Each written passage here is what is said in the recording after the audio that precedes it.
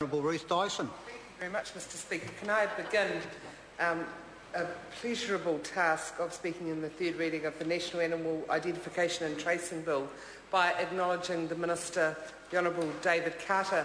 Mr Speaker, I want to express a little bit of disappointment in the House, though, having commended the Honourable David Carter. He's exempted from this frustration. During the committee stages of the debate, where you, Mr Speaker, were actually present in the chair at the time, I recall, I mentioned to the House that David Carter and I had stood against each other in every election bar one since 1993, and I thought that may have been a record. I thought it was worthy of note. You know, if it's in the Guinness Book of Records, we'd both like to share that glory. And I said to members of the House that actually I couldn't be bothered researching the issue. David Carter indicated the same lack of interest in researching it. We just want to take the credit, and I asked some other members to take the time to do the work for us. You know, Mr Speaker, not one single member has come back and said that David Carter and I hold the Guinness Book of Records in the New Zealand system for standing against each other. So we'll just have to leave that at the moment as an unanswered question. In addition to that, though, the Honourable David Carter did acknowledge former Ministers of Agriculture. That's not often done in this House, and I think it was a good way to start the new parliamentary term, particularly by acknowledging the Honourable Jim Anderton, who put a huge amount of effort into the initial stages of this work, and his predecessor, the Honourable Jim Sutton, as well. The bill was, as we've heard, around in ideas stage only in 2004. It went through a lot of consultation. We had at that time an ACT takeover of Federated Farmers, Don Nicholson. Well, oh, Honourable John Banks is awake. You just have to say ACT and the eyes light up. That's good, he's remembered. He's an ACT Member of Parliament at the moment. So one of your colleagues, Mr Banks, Don Nicholson, was running Federated Farmers at the time.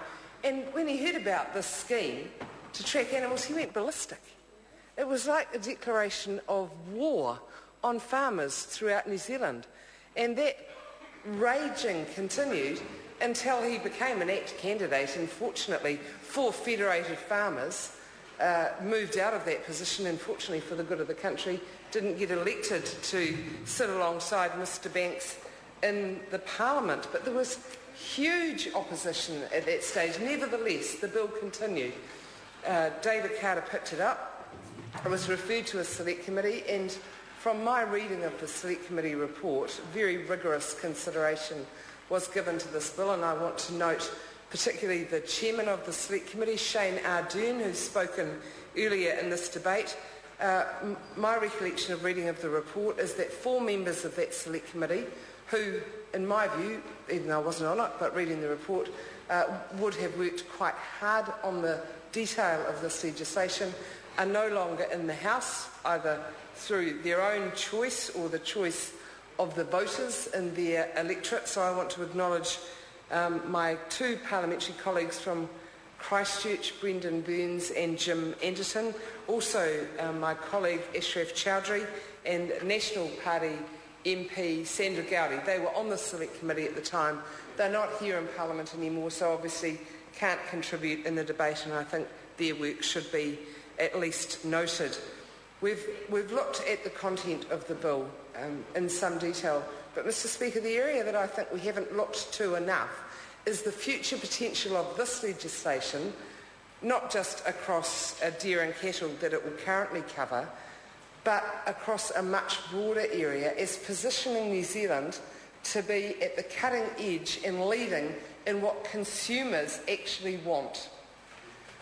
I think it was Jonathan Young, who just resumed his seat, who mentioned this fact as well. I think more could be made of it. It is really important for the New Zealand economy that we are seen not to be following other countries, as we unfortunately are in this particular tracking process, but actually leading a response to what consumers want, because they are the people that are going to make us successful or not.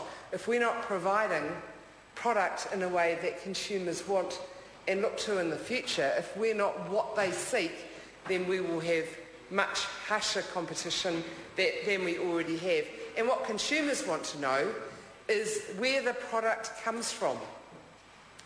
They want to know that it's safe. They want to know that it's been, if we're talking about meat, that it's been raised in a way that meets their ethical standards. They want to know that it hasn't been raised in a way that causes huge damage to the environment.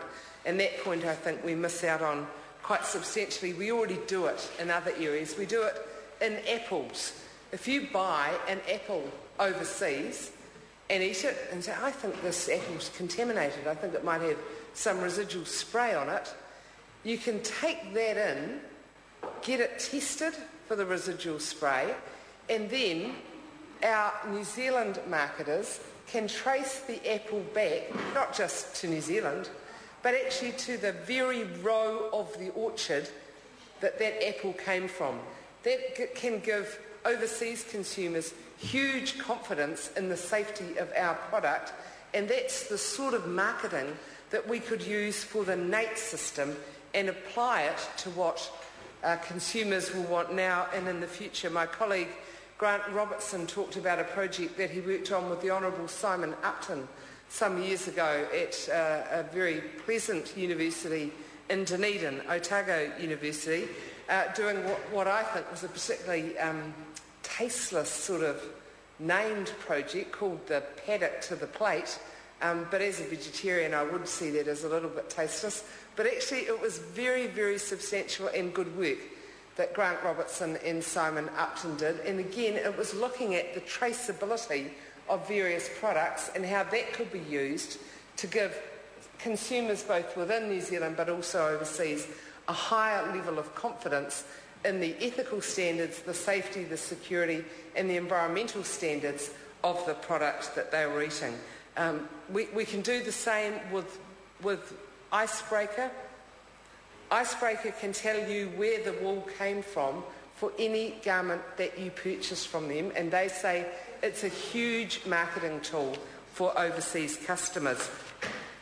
And we know, tragically, that Fonterra is very well aware of the importance of being able to trace the source of their milk and their milk products due to the disastrous situation that we had in China not very many years ago. So this is a model that is initially set up just to provide basic safety standards.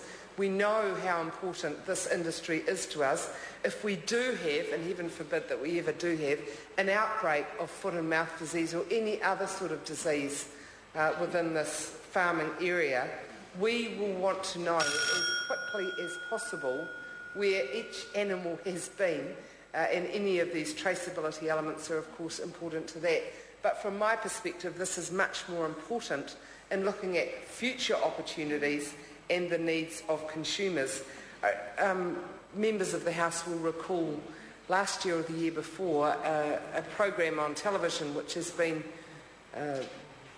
quite harshly reviewed since its initial outburst into the conversation, particularly in social media, which snuck filming equipment into a pig farm and exposed some of what we'd call more unethical practices in farming pigs. What every single consumer, according to reports anyway, jolly near every single consumer of pork after that, asked their butcher or asked their supermarket was, how are these pigs raised? Are they raised like that dreadful program on television? So even in the New Zealand context, where we're very familiar with our own farms, we know the high standards that are kept on most farms. We are familiar with farming even if we're city-based people. For New Zealanders, having that familiarity, that raised an important ethical issue, and people started saying, where did this come from?